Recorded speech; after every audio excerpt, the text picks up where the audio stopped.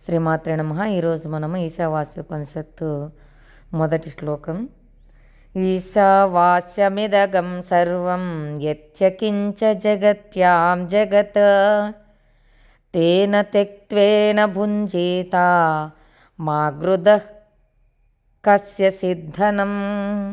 ఈ విశ్వంలో గల చేతన వస్తువులన్నీ భగవంతునికే చెందినవి. అందుచేత ఈ సృష్టికంతటికి నాయకుడు అతనే. ఈ సృష్టిలో అన్ని ధర్మాలను కానీ అన్ని జీవులను సృష్టిస్తున్నది, వాళ్ళ యొక్క పద్ధతులన్నీ నియమిస్తున్నది ఆయనే. అందుచేత మానవుడు తన కొరకు కేటాయించబడిన వాటిని మాత్రమే స్వీకరించాలి. తనకు కావలసిన వస్తువులు మాత్రమే వాడుకోవాలి. తనకెంత కావాలో అంత. ఎందుకంటే ఒక నెల, ఒక 10 సంవత్సరాలు, ఒక 50 సంవత్సరాలు నా తరతరాలు ఉండే విధంగా నేను దాచుకోవాలనుకోవటము తప్పని చెప్తున్నాడు. ఎవరు కూడా ఇతరుల వస్తువులను స్వీకరించకూడదు. ఇది మనది కాదని తెలిసిందే మనము దాన్ని అటువైపు వెళ్ళకూడదు. అవి ఎవరికి చెందినవో మొట్టమొదట ప్రకృతిలో ఉన్నటువంటి సకల చరాచర సృష్టి జీవరాశులలో ఎవరు వాడుకోవాలనే దాని గురించి మనం తెలుసుకోవాలని చెప్తున్నారు. శ్రీమాత్రే నమః. అంటే ఇవన్నీ భగవంతుని చేత చెప్పబడినటువంటి పదాలన్నమాట. ఆ పౌరుషేయాలు అంటే అవి భౌతిక వ్యక్తుల చేత చెప్పబడినటువంటి పనులు కావు. మనము పరిపూర్ణమైనటువంటి పూర్ణమద పూర్ణమిదం అనుకున్నాం. అంటే పరిపూర్ణమైన జ్ఞానం, పరిపూర్ణమైన శక్తి కలిగినటువంటి వాళ్ళం. అయినా కూడా మనకి ఎందుకు ఆ శక్తి, ఆ జ్ఞానం అందటం లేదు? మనలో ఉంది. ఎందుకు అంటే 4 చెప్పారనమాట. అతడు ఒకటి ఏవో తప్పులు, చిన్న చిన్న తప్పులు చేస్తూ ఉండటము, లేదా 2 మాయకు లొంగిపోయి ఉండటము, 3 ఇతరులను ఎప్పుడూ ప్రకృతిని మోసగిస్తూ ఉండటము, అతనికి లోబడి ప్రవర్తించటం లేదు. ఇలా ఈ 4 దోషాలకు బద్ధుడైపోవడం వల్ల మానవుడు సంపూర్ణ జ్ఞానాన్ని తెలుసుకోలేకపోతున్నాడు. వీళ్ళు అసంపూర్ణ జ్ఞానంతో ఉన్నటువంటి వాళ్ళు చెప్పినది కాదు, పరిపూర్ణమైన భగవంతుడు చెప్పినటువంటిది. మొట్టమొదట వేద విజ్ఞానము అంటే మొట్టమొదట జీవించినటువంటి బ్రహ్మకు బోధించాడనమాట. ఇక పరమాత్మ ఆ బ్రహ్మదేవుడు తన సనత్ కుమారులకు, వాళ్ళు శిష్యులకు, అనంతరం ఇలా ఇలా ఇలా మన వరకు వచ్చిందనమాట ఈ వేద విజ్ఞానం. అంటే భగవంతుడు పరిపూర్ణమైన జ్ఞానం కలిగిన వాడు కాబట్టి, సర్వసంపూర్ణుడు అన్నింటిలోనూ ఉన్నాడు కాబట్టి, అందుచేత ప్రకృతి శాసనాలకు ఆధీనుడయి భగవంతుడు ఉన్నాడు. ఇక్కడ జీవులు, నిర్జీవ పదార్థాలు అంటే జీవించి ఉన్నవి, చెట్లు, మనుషులు, క్రిమి కీటకాలు, పక్షులు, ఇవన్నీ జీవులు. నిర్జీవులు అంటే రాళ్ళు, అదే బంగారు, వెండి, రాగి, ఇత్తడి, ఇవన్నీ అన్నమాట. ప్రకృతి శాసనాల చేతనే నియమించడం జరిగిందనమాట. అంటే అవన్నీ భగవంతుని శక్తి చేత నియమించినాడనమాట. ఈశావాస్య యజుర్వేదంలోని భాగం అన్నమాట. అందుచేత విశ్వంలో గల సమస్త వస్తువులకు సంబంధించిన అధికారిని గురించిన వృత్తాంతమంతా ఈ యొక్క ఇందులో ఉందన్నమాట. ప్రతి ఒక్కరు మనమందరం ఇది తెలుసుకోవాలి. భగవానుడే అన్నింటికీ నియామకుడు, సృష్టించేవాడు, ధర్మాలు నియమించేవాడు, శాసించేవాడు, రక్షించేవాడు, శిక్షించేవాడు అన్నీ అని భగవద్గీతలో మనకి 7వ అధ్యాయంలో అందించాడనమాట. అక్కడ పరా అపరా ప్రకృతులు వర్ణించబడ్డాయి. ప్రకృతి అంశాలు అంటే భూమి, అగ్ని, జలం, వాయువు, ఆకాశం, మనస్సు, బుద్ధి, అహంకారము. భగవంతుని అపరా ప్రకృతికి అంటే భౌతిక ప్రకృతికి సంబంధించినవి. అపర అంటే భౌతిక ప్రకృతికి, జీవుడు, ప్రాణశక్తి, భగవంతుని ఉన్నత శక్తిని పరాప్రకృతికి సంబంధించినవి. ఈ విధంగా ఈ విధంగా ఈ రెండు ప్రకృతులు భగవంతుని నుంచి ఉద్భవించినవి కావడం చేత లోకంలో గల సర్వ వస్తువులకు అధిపతి ఆయనే అవుతున్నాడు. పరాప్రకృతికో అపరాప్రకృతికో సంబంధించని వస్తువు ఏదైనా ఈ ప్రపంచంలో లేదు. అన్నీ మనకు సంబంధించినవే. అంటే భగవంతుడి నుంచి జీవుడు సృష్టిస్తున్నాడు. పరాప్రకృతి నుంచి అపరాప్రకృతి ఉద్భవించింది. అందుచేత సర్వం ఆ పరమపురుషుని యొక్క సొత్తే.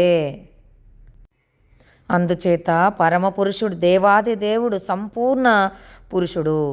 తన వివిధ శక్తుల చేత సర్వాన్ని సరిదిద్దగలటువంటి సమగ్రం శక్తి కలిగినటువంటి వాడు, సంపూర్ణమైన మేధాశక్తి కలిగినటువంటి వాడు. అందుకే తరచుగా పరమపురుషుణ్ణి అగ్నితోనూ నిర్జీవ వస్తువులన్నీ అగ్ని యొక్క వేడిమితోనూ వెలుతురుతోనూ పోలుస్తూ ఉంటారు. అగ్ని తన శక్తిని వేడిమి రూపంలో వెలుతురు రూపంలో ఏ విధంగా ప్రసరిస్తుందో ఆ విధంగా భగవంతుడు కూడా తన శక్తిని అనేక విధాలుగా ప్రదర్శిస్తూ ఉంటాడు.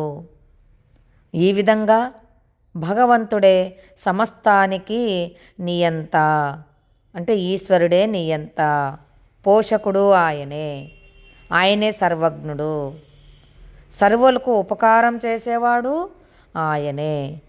ఆయన సంపూర్ణమైన శక్తివంతుడు, ఐశ్వర్యవంతుడు, కీర్తివంతుడు, సౌందర్యవంతుడు, జ్ఞానవంతుడు, అన్నింటిపైన వైరాగ్యం కలిగినటువంటి వాడు కూడా. ఊహించడానికి శక్యం కానీ వైభవాలతో నిండి ఉంటాడు ఆ యొక్క భగవంతుడు. అందుచేత భగవంతుడు తప్ప మరి ఎవ్వరూ దేనికి అధిపతులు కాదని మానవుడు తెలుసుకోవాలి. భగవంతుడు తన కోసం కేటాయించిన వస్తువులనే మనం తీసుకోవాలి. చూడు, ఉదాహరణకు ఆవు పాలిస్తుంది, కానీ తాను ఆ పాలను తాగుతుందా? అది గడ్డిని ధాన్యాన్ని తిని దాని పాలు మానవునికి ఇస్తుంది. అందుకే మనకు పాలు మాత్రమే ఆహారంగా నియమించబడ్డాయి. భగవంతుడు చేసిన ఏర్పాటు ఇది. దయతో మనకై అతడు కేటాయించి ఉంచిన వస్తువులతో మనము తృప్తి పడాలి కదా. మనకు గల వస్తువులు నిజంగా ఎవరికి చెందినవో మనం ఎప్పుడూ గుర్తుంచుకోవాలి.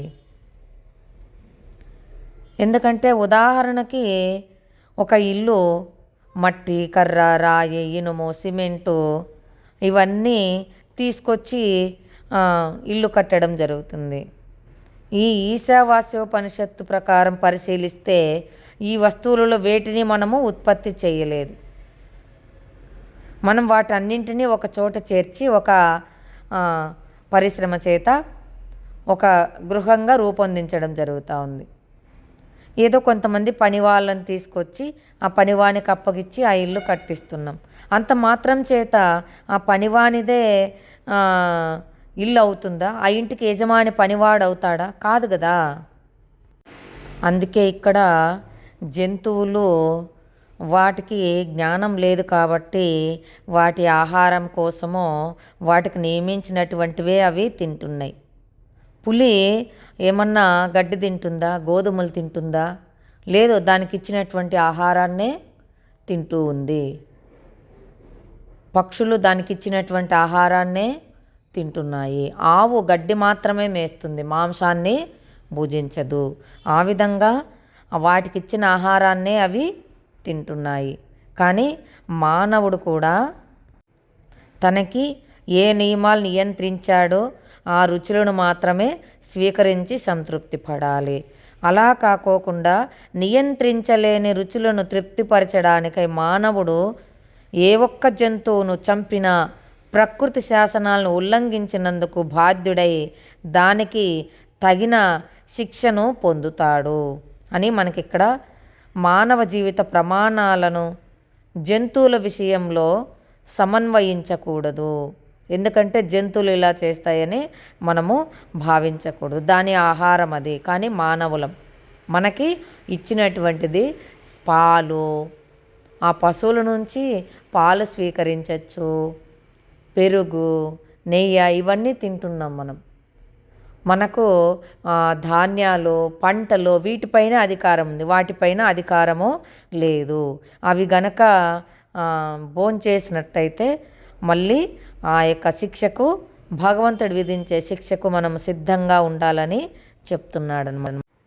ఒక పెద్ద పులి అన్నం తినదు, గోధుమలు కానీ ఇటువంటివేవి, ఆవు పాలను కూడా తాగదు. ఎందుకంటే జంతు మాంస రూపంలో భగవంతుడు దానికి నియమించాడు. శాకాహారం తినేవి, మాంసాహారం తినేవి అనేక పక్షులు ఉన్నాయి, జంతువులు ఉన్నాయి. అవి దైవ సంకల్పం చేత సృష్టించబడినవి కావడం చేత ప్రకృతి శాసనాలను ఉల్లంఘించవు. జంతువులు, పక్షులు ఇలా సర్వజీవులు కూడా అవి అధమ జీవజాతులు అన్నమాట. అంటే దానికి జ్ఞానం లేదన్నమాట. ప్రకృతి శాసనాలను తప్పక అధమ జీవాలైనా కూడా పాటిస్తున్నాయి. అందుచేత వాటి విషయంలో పాపం అనే ప్రశ్న లేదు. వేదాలంటే ఉపదేశాలు, మనము ఆచరించవలసినటువంటి ధర్మాలు తెలియజేసేటివి. అందుకే మన కొరకు ఉపదేశించబడినవి. అందుకే మానవ జీవితం మాత్రమే బాధ్యతగా జీవించాలని మనకిక్కడ తెలుస్తోంది. మానవుడు శాకాహారి. ఆ శాకాహారి అంటే వాటిని మనము ఉల్లంఘించకూడదు. కొంతమంది అంటుంటారు ఆ కూరగాయల్లో వాటిలో కూడా ప్రాణం ఉంటుంది కదా అని. అంటే భగవంతుడు మనకు ఆ జంతువులకైతే ఏ ఏ జీవులను ఇచ్చాడో మనకు కూడా ఆ విధంగా ఈ శాకాహార వృక్షాలు, చెట్లు, కాయలు, ఫలాలు వీటిని మనకు ఇచ్చాడు. కాబట్టి మనము వాటితో సంతృప్తి పడాలి. అయినా కూడా మనము శాకాహారినని మనం ఇక్కడ గర్వించవు. ఎందుకంటే ఆ పరమ పురుషుణ్ణి మనం గుర్తుంచుకొని, జంతువులకు జ్ఞానం ఉందా? లేదు కదా. ఆ భగవంతుణ్ణి గుర్తించలేవు. కాబట్టి మనము వేద జ్ఞానం ద్వారా, మన గురు పరంపర ద్వారా ఆ చైతన్యంలో మనం జీవిస్తూ ఆ విధంగా మనము తెలుసుకొని, ఆ యొక్క ఉపదేశాలను తెలుసుకొని మనం నడుచుకోవాలి. వైదిక గ్రంథాలు అందించినటువంటి పాఠ్యాంశాలను, ఆ యొక్క మన యొక్క ధర్మాలను ఖచ్చితంగా ప్రతి ఒక్కరూ తెలుసుకొని తీరాలి. మానవుడు వైదిక గ్రంథాలను, పాఠ్యాంశాలను తెలుసుకోకుండా వాటిని ఉపేక్షించి అందులో నియమించబడిన ధర్మాలను గనక మనం పాటించకపోతే మనకు ఖచ్చితంగా శిక్ష అనుభవించాల్సి వస్తుంది. మనకిక్కడ మనమంతా భగవంతుని భక్తులమై సమస్తాన్ని భగవంతుని సేవకే నియోగించి భగవంతునికి అర్పించబడినటువంటి నైవేద్యమును మాత్రమే స్వీకరించాలి. చేయటం వల్ల అతని ధర్మాన్ని సక్రమంగా నిర్వర్తించిన దానితో సమానమవుతుంది. భగవత్కృప అనగా భగవంతుని యొక్క ప్రసాదాన్ని స్వీకరించడము. ఎవరైతే తమ ఆహారాన్ని భగవంతునికి అర్పించకుండా వారు నిజంగా భుజిస్తూ ఉన్నారో వాళ్ళు పాపాన్నే భుజిస్తూ ఉన్నట్టు, ఆ పాప ఫలితాలైన సర్వ దుఃఖాలకు గురి అవుతున్నారని చెప్తున్నాడు. భగవంతుడే అధికారని తెలుసుకోకుండా నిరాకరించడము, ప్రకృతి శాసనాలను ఉద్దేశపూర్వకంగా ఉల్లంఘించడమే పాపానికి మూలము. ప్రకృతి శాసనాలను కానీ భగవంతుని ఆజ్ఞను కానీ ఉల్లంఘించడం మానవునికి వినాశనాన్ని తెచ్చిపెడుతుంది. మానవుడు విచక్షణను కలిగి ప్రకృతి శాసనాలను తెలుసుకొని అనవసరమైన రాగద్వేషాలు, కావాలనేటువంటి కోరిక తీరినప్పుడు ద్వేషము ఇటువంటి చేత ప్రభావితుడు కాకుండా ప్రవర్తిస్తే భగవంతుడు అతనిని గుర్తించి అతడు భగవత్ ధామానికి అంటే శాశ్వత ధామమైన భగవంతుని స్వధామమునకు భగవంతుడు తీసుకెళ్తాడు. చేరుకోవడానికి మనము భగవంతు అనుగ్రహానికి చేరుకోవడానికి అర్హులము అవుతాం. విన్నారా? భగవంతునికి నివేదన చేసి అంటే భగవంతునికి ప్రసాదము మామూలుగా ఏ గుళ్ళో కానీ ఏ టెంపుల్లో కానీ శాకాహారం మాత్రమే దేవునికి నివేదన పెడతాం కానీ అంటే భగవంతునికి నివేదించని ప్రసాదము మనం తినకూడదని తెలియజెప్పాడు. అంటే ఇక్కడ ఏమని, శాకాహారిగా జీవించాలి, ఇది ముఖ్యమైన మానవుని యొక్క ధర్మమని మనకు తెలియజేశారు. వీటిని ఉల్లంఘిస్తే దానికి తగ్గ శిక్ష ఖచ్చితంగా పడుతుందని తెలియజేస్తున్నారు. శ్రీమాత్రే నమః.